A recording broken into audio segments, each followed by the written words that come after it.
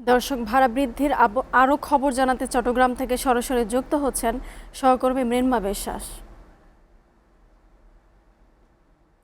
মৃন্ময়, Iran যুদ্ধের প্রভাবে ডিজেলের দাম বাড়ানোর পর বাসের ভাড়াও তো বেড়েছে, তো সাধারণ মানুষ এ নিয়ে কেমন প্রতিক্রিয়া দেখাচ্ছেন?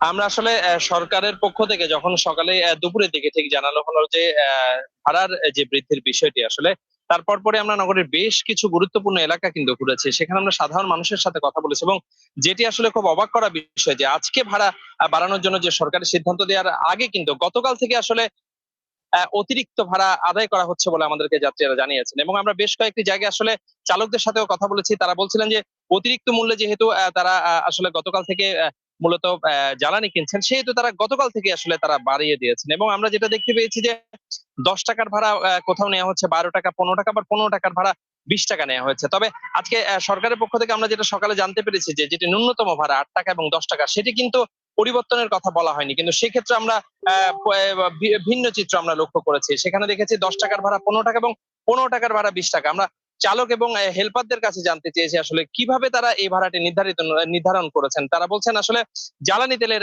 দাম বেড়েছে, অজুহাত আসলে একটি।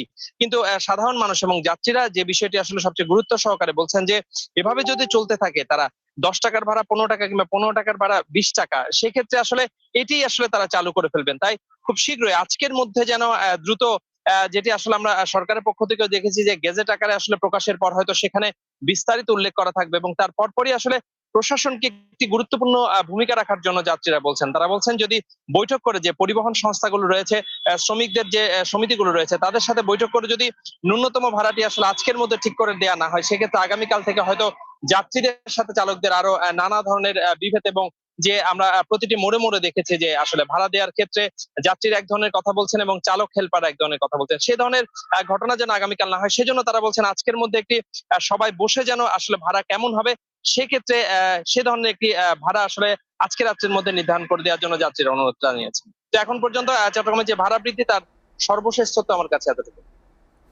মৃন্ময়, আপনাকে ধন্যবাদ।